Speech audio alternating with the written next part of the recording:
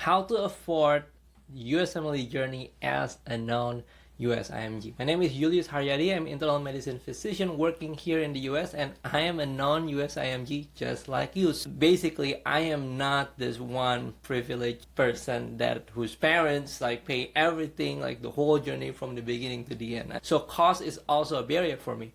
I live in New York in a small, not even a studio, it's a room, and I live with my wife, and we don't even want to spend $1 for a water bottle. And then I still remember that my wife has to go to the Chinese supermarket. We live in Elmhurst, Queens area. There is like a big Chinese supermarket there, and then she would buy chicken drumstick and cook that every single day, and that cost us about, I believe it's about $1.50 per meal. So it was very, very cheap. So we have to save a lot of money throughout the journey for me to complete the whole thing. So cost is definitely a barrier. So that's why in this video, I want to break down for you how non-US IMG can afford the USMLE journey.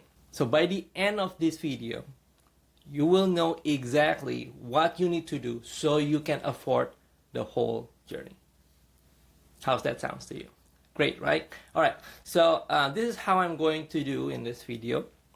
First, we need to talk about the cost, the overall cost. That makes sense, right? If we wanted to afford the whole journey, we need to know how much we need for the whole journey, for doing the USMLE, paying the visas, ECFMG certifications, and all these fees until you finally able to sit in the residency in the US and start making money, get the salary. Then we will need to talk about the mindset. Now this is very, very important because the mindset is really what will get us to afford the cost. You might not realize it, but I want to explain to you what kind of mindset we need to have so we can afford the whole journey. Then finally, this is probably what's going to be what you're waiting for, are the real practical, real life things that you can take, the real steps, the real thing that you can take actions even now, so you can start pave your way toward affording the whole USMLE journey. So I'm gonna break down to you all of these things today. Well, it's not like at the end of this video you're gonna have suddenly $50,000 in your bank, right? That's not possible. But at least you know what are the exact steps that you need to do so you can afford the whole journey. So let's talk about the cost first. So what is the overall cost for the whole journey? Okay, USMLE, applying ERAS, and all of those. So this is not a secret anymore. A lot of people, a lot of YouTubers, you go to LinkedIn, I'm very active in LinkedIn. There's a lot of people showing you what is the total cost of the journey, everything included, the travels, the USCE, and all those. Roughly, give or take, is gonna be $25,000. $25,000. If you're able to do the whole journey less than $20,000, that means you're cutting corners here and there. So that's gonna be, I would say, very, very cheap. And I don't think it will ever exceed $50,000. At tops, maybe 30 to 35,000. So we can give give or take, you should be able to complete the whole journey $25,000. Now those are like everything included: the USMLE exam, the ECFMG, the exam preparations, the flight to here, doing the rotations. Of course, you can get on the higher price if you go for like $5,000, $6,000 rotations. But I doubt any non-US IMG will actually go that. Well, actually, maybe a small subset portion of you can afford that kind of money, $5,000, $6,000 per month for rotation. But most non-US IMG will feel like, I think I can get something cheaper than that. So even though if you go through an agency, probably gonna spend about $2,000, $3,000 per rotations. That was the most expensive part. So that is the overall cost. But mind you that this is very, very interesting, that the cost to complete the USMLE journey is much cheaper now compared to before. It's that crazy, right? Because there's inflations. You know about inflations? Yeah, you should know about inflation. So things are getting more expensive every day, right? Every year. So it's very interesting knowing the fact that the journey is actually cheaper now. The reason why it's much cheaper now compared to how I did back then is because, number one, there is no Step 2 CS. Step 2 CS is a very, very expensive exam. The course itself is also very, very expensive because it involves people. There are people involved. You have to hire somebody to do the mock test for the course, and then for the exam itself, they have to hire somebody to be on the 12 stations, right? And then, of course, rent a place to have the exam happen. So it becomes very, very expensive for the non-US IMG to have to pay all those fees. It's crazy. On top of that, there was no virtual interview. You have to go as in person. You have to do the interview in person. There is no virtual interview. That means you have to fly, you have to stay. I remember I have to fly, and then to make it much cheaper, I have to go on a bus, right? That's the cheapest way to do it. And then Airbnb at that time still rather cheap, so that's what I did. But we have to travel like everyone. And also there is no signaling. So there are more interviews depending on how competitive your CV is. That means there will be more travel. But you want to travel there because you want to increase your chance of matching, right? So it becomes very, very expensive. Now it's actually way much cheaper, while when you actually get into the residency, your return of investment is very high because the salary of the residents become much higher. If you look at the data, when I was doing residency back then, it was about $50 to $60,000 per year. Now it's like the average is about $70,000, I believe. So the return of investment for non-US IMGs to go through this journey makes total sense. That's what I'm trying to say here. The cost is less, the return of it, the salary will be higher, so return of investment is much, much higher. So it makes sense. But still, the cost is still a barrier. That's crazy, right? The cost is still a barrier for a lot of non-US IMGs. And I bet if I ask you right now, or maybe what you have in your mind right now, that Hayati, I don't have $25,000. Right? Most of you are gonna say, I can't afford $25,000. I don't have $25,000. Well, first of all, it's not like you have to pour all the $25,000 all at once. So you spend for USMLE exams, and then the ECFMG's fees, and then the visa fees, and then your USCE fees, and then ERAS fees, and then you total everything. That's about, give or take, $25,000. So it doesn't mean that you need all the $25,000 in your bank account right now in order for you to afford the journey. Right, so I think you're aware of that. So that's first, but it's still $25,000 is still a lot of money, especially for non-US IMGs that come from low-income countries, right? So here's the thing. Let's do a little bit a thought experiment. Let's say, God forbid, that you have a children, right? You have a family, you have a children, and one of your daughter, is sick with cancer. And there is this treatment. The treatment will treat the cancer 100%. And that costs $25,000. What are you going to do? Are you going to say that, I can't afford it, I don't have $25,000? No! You find a freaking way to get the $25,000, right? So now you do have that money. You're able to afford that. Why? Because it matters to you, you see. So it really depends how much the whole journey is worth it for you. So it's not exactly about afford. Okay. Well, of course, there is a ceiling where if it's a 1 billion, then of course, right? Okay. But we're talking about real, like, money here, right? $25,000. So most people, 95% at least, I believe they can afford the journey. It's not exactly the word afford that you want to use, actually, whether it's worth it or not, or are you willing to put $25,000 for the journey. It's more like that. The thing is, well, I make a thought experiment there that the cure is 100%. So in real life, The thing is, the USMLE journey doesn't give you 100% that you will match. Right? If you go for internal medicine, then it's about 60% if your scores is pretty good. Well, about 50-50, right? You can go to NRMP data and then you'll be able to see what's your chance of matching. Now then becomes the question to you, is $25,000 actually worth the journey? Worth about 60%, 50 to 60% chance of me matching and get that 70,000 return of investment, and later on 250, 300,000.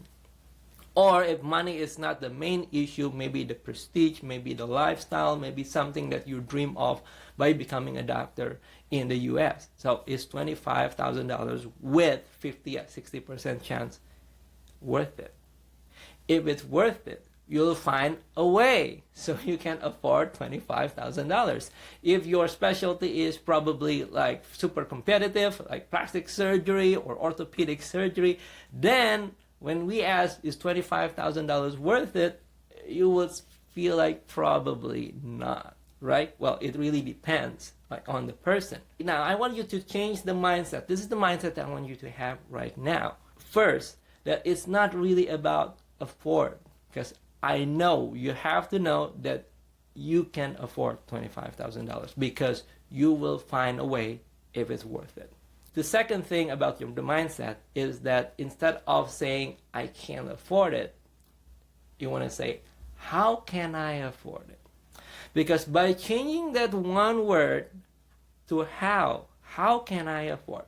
How can I find a research project? How can I get the USCE, a high quality and affordable one? How can I, by just doing that, it changes the whole thing. Your brain will try, and then your body and everything will try to find a way so you can afford the $25,000. Make sense? Okay, so that is the mindset. Now, let's try to think of what we can do so we can afford $25,000. Well, now you know the cost. What we need to do, if we're talking about money and finance, right, is to count. Yes, to count. Like count how much money you make if you're working, or how much money you can get from your parents, right? And then count that, like how much you need to save or put aside every month, and for how many years, so you eventually will get to that number. Just count now. Okay. Now, my bet here is once you count how much money you need to save aside, etc., you will realize there is a deficit. Right? There is a deficit. There's gonna be a deficit, because we mostly come from low-income countries. Then what we need to think is how can we fill those deficits? Maybe you borrow your money from your parents, maybe it's a loan from the bank, maybe you need to work a little bit more, maybe a higher paying job, maybe a side gigs, whatever. But now you see the deficits, you have count them, and then what you need to do is fill in that deficits. And you think, how can I fill that deficits? See? So that's what you want to do. That's the first steps. Now this is going to be the part that you're waiting for, right? Okay, so we see the deficit. What are we going to do about it? So there are many things that we can do about it. But one thing that makes a lot of non-US IMGs able to afford this journey is to have a US-based income. Yes, that's one of the most reliable way to do it. And you're probably wondering, okay, cool, but how can I get a US-based income, right? That will be your questions. Well, there's a lot of ways, because of the internet, right? Freelancing is everywhere. So a lot of people will do a USMLE tutoring freelancing. You can open Fiverr, you can do Upwork, you can put on LinkedIn, you can try to teach USMLE. That's one thing. Do some freelancing stuff. And you can charge about $20 per hour. That's a very standard, especially for American people. There's a lot of people in America. Remember, you're not the only one that takes USMLE, right? The American graduates also takes USMLE. And there's still a lot of people that needs help, needs tutoring. And it's still there, okay? So you can charge $20 per hour. You can count if you do 4 hours a day, right? That's going to be $80 times 5, $400. And then you times 4 for 4 weeks, which equals to a month. It's going to be $1,600 a month, and then you times 12. That should be $19,200 per year. How's that? Right? That should be able to make up the whole journey. Okay, that's one of the things a lot of people do. USMLE freelancing, or if you're good with research, you can do some research freelancing. Help people to do their research if you have done research before, or anything really. But the customers, come from the US. You can just sit in your home country, wherever that is, right? But you globalize, you market yourself to the whole world, and then you charge certain price. Okay, so that's one way to do it. But basically, you want to get a US-based income. Now, another way to get a US-based income is if you have a green card. Now, you probably think, how can I get a green card? Well, there are multiple ways to actually get a green card. You probably won't be able to do some of these. For example, like get married with a US citizen, right? Or getting a lottery. That's another way to do it. Okay, so those are very low chance, but there is one actually reliable way to get a green card. And it's surprising that a lot of people don't know this, and that's called the EB-2 NIW. Yes, the EB-2 NIW. So the National Interest Waiver. You just self-sponsored. Usually the green card will have somebody else sponsor you. Could be your spouse, could be your employer, just like me, right? I have a green card from the J1 doing the waiver, and then my employer submit the green card as a sponsor for me. And then that's how I got my green card. For NIW, the National Interest Waiver, you are self-sponsored because you try to make a case to the US government that it's their best interest to have you inside the country because you are contributing heavily on a certain topics or field. And it could be, in our case, it would be research. Okay? So if you feel that you have done some research that actually have a national impact, then you can apply for EB-2 NIW. I will put a link down in the description below about a video where I discussed about EB-2 NIW with my immigration lawyer, Mr. Ramsey Cullen. So you can watch that, and then you get the explanation about the EB-2 NIW.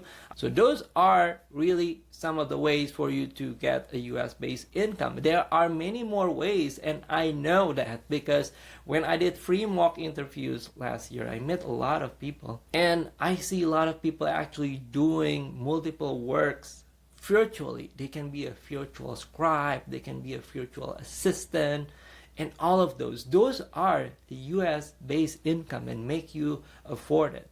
And you're probably going to ask, well, Dr. Haryadi, I don't know any of it. How can I find one?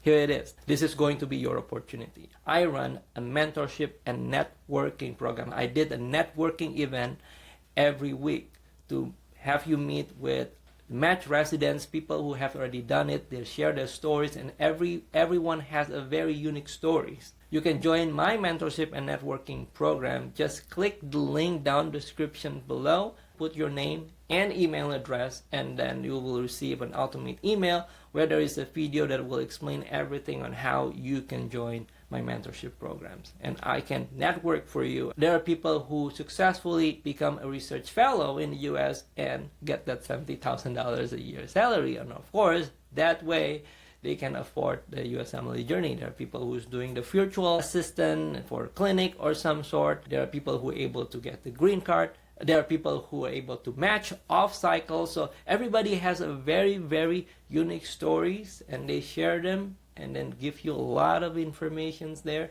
So I would love if you join my mentorship and networking program. So that's everything for this video today. I hope that's helpful for you. And I'll see you again in the next video for more USMLE and residency matching tips. Bye now.